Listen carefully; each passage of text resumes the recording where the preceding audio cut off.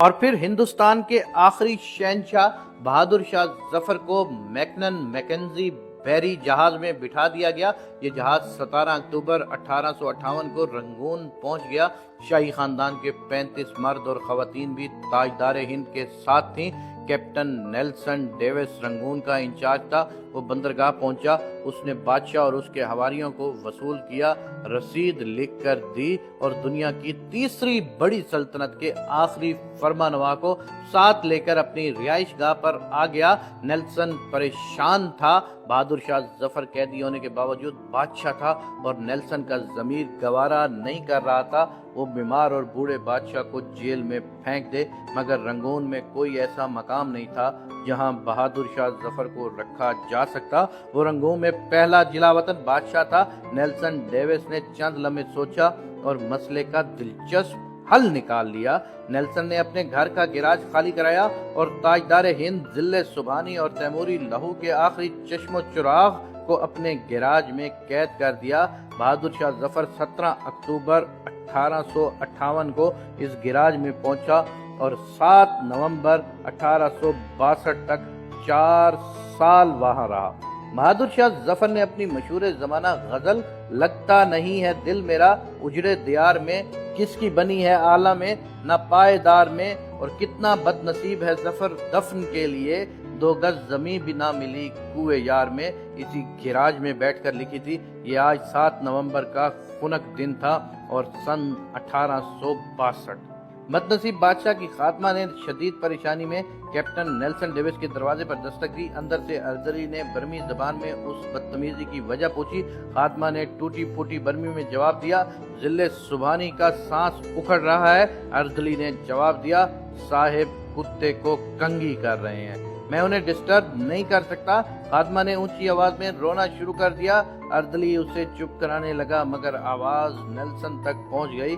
وہ غصے میں باہر نکلا۔ خاتمہ نے نیلسن کو دیکھا، وہ اس کے پاؤں میں گر گئی۔ وہ مرتے ہوئے بادشاہ کے لیے گراج کی کھڑکی کھلوانا چاہتی تھی۔ بادشاہ موت سے پہلے آزاد اور کھلی ہوا کا ایک گھونٹ بھرنا چاہتا تھا۔ نیلسن نے اپنا پسٹل اٹھایا، گارڈز کو ساتھ لیا، گراج میں داخل ہوا۔ بادشاہ کی آخری آرام گاہ کے اندر بو، موت کا سکوت اور اندھیرا تھا۔ ارزلی لیمپ لے کر بادشاہ کے سرانے کھڑا ہو گیا۔ نیلسن آگے بڑھا۔ بادشاہ کا کمبل آدھا بستر پر تھا اور آدھا فرش پر۔ اس کا ننگا سر تکیے پر تھا لیکن گردن ڈھلکی ہوئی تھی۔ آنکھوں کے ڈیلے پیوٹوں کی حدود سے باہر ابل رہے تھے۔ گردن کی رگیں پھولی ہوئی تھیں اور خشک زرد ہونٹوں پر مکھیاں بن بنا رہی تھیں۔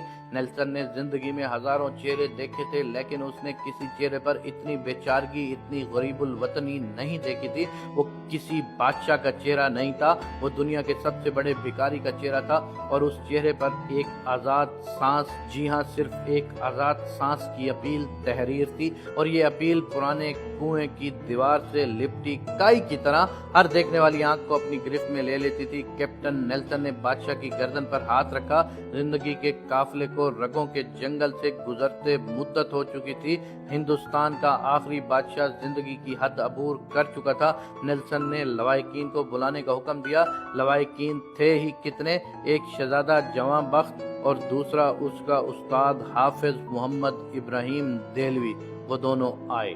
انہوں نے بادشاہ کو غسل دیا، کفن پہنایا اور جیسے تیسے بادشاہ کی نماز جنازہ پڑھی۔ قبر کا مرحلہ آیا تو پورے رنگون شہر میں آخری تاجدار ہند کے لیے 2 گز زمین دستیاب نہیں تھی۔ نیلسن نے سرکاری رہائش گاہ کے احاطے میں قبر کھدوائی اور بادشاہ کو خیرات میں ملی ہوئی مٹی میں دفن کر دیا۔ قبر پر پانی کا چھڑکاؤ ہو رہا تھا، گلاب کی پتیاں بکھیری جا رہی تھی تو استاد حافظ ابراہیم دہلوی کے خزاں رسیدہ ذہن میں 30 ستمبر 1837 کے وہ مناظر دوڑے بھاگنے لگے جب دلی کے لال قلعہ میں 62 برس کے بہادر شاہ ظفر کو تاج پہنایا گیا۔ ہندوستان کے نئے بادشاہ کو سلامی دینے کے لیے پورے ملک سے لاکھ لوگ دلی آئے تھے، اور بادشاہ جب لباس فاخرہ پہن کر تاج شاہی سر پر رکھ کر اور نادر شاہی اور جہانگیری تلواریں لٹکا کر دربار عام میں آیا تو پورا دلی تحسین تحسین کے نعروں سے گونج اٹھا۔ نگارچی نکارے بجانے لگے، गोबे हवाओं में ताने उड़ाने लगे, फौजी सलार तलवारें बजाने लगे और रकासाएं रक्स करने लगीं। उस्ताद हाफिज मोहम्मद इब्राहिम देलवी को याद था, बहादुर शाह जफर की ताजपोशी का जश्न 7 दिन जारी रहा और इन 7 दिनों में दिल्ली के लोगों को शाही महल से खाना खिलाया गया। मगर 7 नवंबर 1862 की इस ठंडी और बेमहर सुबह बादशाह की कब्र को एक खुशुलहान कारी तक नसीब नहीं था। उस्ताद हाफिज मोहम्मद इब्राहिम देलवी की आंखों में आंसू आ गए। उसने जूते उतारे, बादशाह की कब्र की पायनीती में खड़ा हुआ और सूरह तौबा की तलावत शुरू कर दी। हाफिज इब्राहिम देलवी के गले से सोज के दरिया बहने लगे। ये कुरान मजीद की तलावत का इजाज था या फिर उस्ताद इब्राहिम देलवी के गले का सोज? कैप्टन नेल्सन डेविस की आंख में आंसू आ गए। उसने हाथ उठाया और उस गरीबुल वतन कब्र को सैल्यूट पेश किया और उस आखिरी सैल्यूट के साथ ही मुगल सल्तनत का सूरज हमेशा हमेशा के लिए गरूब हो गया।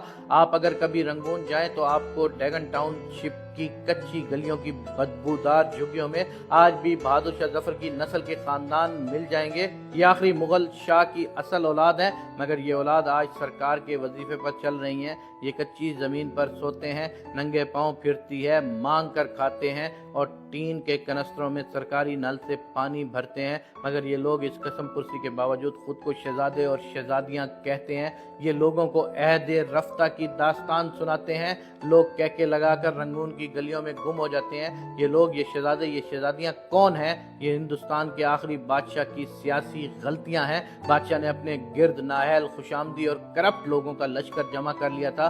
ये लोग बादशाह की आंखें भी थे, इसके कान भी थे और इसका जमीर भी। बादशाह के 2 बेटों ने सल्तनत आपस में तकसीम कर ली। एक शहजादा दाखिली अमूर का मालिक था और दूसरा खारजी अमूर का मुख्तार। दोनों के दरमियान लड़ाई भी चलती रहती और बादशाह इन दोनों की हर गलती, हर कोताही माफ कर देता था। आवाम की हालत इंतहाई नगुफ्ता बह थी। महंगाई आसमानों को छू रही थी। खुराक मंडियों से कटाई के मौसमों में गायब हो जाती थी। सौदागर मुंह मांगी कीमत पर लोगों को गंदम, गुड़ और तरकारी बेचते थे। टैक्सों में रोज बरोज इजाफा होता जा रहा था। शहजादों ने दिल्ली शहर में कबूतरों के दाने तक पर टैक्स लगा दिया। तवाइफों की कमाई तक का एक हिस्सा शहजादों की जेब में चला जाता था। शाही खानदान के लोग कत्ल भी कर देते थे तो कोई उनसे पूछ नहीं सकता था। रियासत शाही दरबार के हाथ से निकल चुकी थी। नवाब, सूबेदार, अमीर, सुल्तान आजाद हो चुके थे और ये मुगल सल्तनत को मानने तक से इनकारी थे। फौज तलवार की नोक पर बादशाह से जो चाहती मनवा लेती। अवाम बादशाह और उसके खानदान से बेजार हो चुके थे। ये गलियों और बाजारों में बादशाह को नंगी गालियां देते थे और कोतवाल चुपचाप उनके करीब से गुजर जाते थे। जबकि अंग्रेज मजबूत होते जा रहे थे। ये रोज मुआहदा तोड़ते थे और शाही खानदान वसीतर कौमी मफाद में अंग्रेजों के साथ नया मुआहदा कर लेता था। अंग्रेज बादशाह के वफादारों को कत्ल कर देते थे और शाही खानदान जब एहतजाज करता तो अंग्रेज बादशाह को ये बताकर हैरान कर देते थे कि जिले लाई वो शख्स आपका वफादार नहीं था, वो नंग इंसानियत आपके खिलाफ साजिश कर रहा था और बादशाह उस पर यकीन कर लेता। बादशाह ने तवील अरसे तक अपनी फौज भी टेस्ट नहीं की थी। चुनाचे जब लड़ने का वक्त आया तो फौजियों से तलवारें तक न उठाई गई। इन हालात में जब आज़ादी की जंग शुरू हुई तो बादशाह गिरता पड़ता शाही हाथी पर चढ़ा तो अवाम ने ला तल्लक रहने का ऐलान कर दिया। लोग कहते थे हमारे लिए बहादुर शाह जफर या अलेक्जेंड्रा विक्टोरिया दोनों बराबर हैं। मुजाहिदीन जज्बे से लबरेज थे लेकिन उनके पास क़ियादत नहीं थी। बादशाह डबल माइंडेड था। ये अंग्रेज से लड़ना भी चाहता था और अपनी मुद्दत शाही भी पूरी करना चाहता था। चुनाचे इस जंग का वही नतीजा निकला जो डबल माइंडेड होकर लड़ी जाने वाली जंगों का निकलता है। शाही खानदान को दिल्ली में ज़िबा कर दिया गया जबकि बादशाह जिला वतन हो गया। बादशाह कैप्टन नेल्सन डेविस के गिराज में कैद रहा, घर के आता में दफन हुआ और उसकी औलाद आज तक अपनी अजमत रफ्ता का टोकरा सर पर उठाकर रंगून की गलियों में फिर रही है। ये लोग शहर में निकलते हैं तो इनके चेहरों पर साफ लिखा होता है जो बादशाह अपनी सल्तनत, अपनी मैंडेट की हिफाजत नहीं करते, जो अवाम का एतमाद खो बैठते हैं, उनकी औलादें इसी तरह गलियों में ख्वार होती हैं। ये इबरत का कशकोल बनकर इसी तरह तारीख के चौक में भीख मांगते हैं। लेकिन हमारे हुक्मरानों को ये हकीकत समझ नहीं आती। ये खुद को बहादुर शाह जफर से बड़ा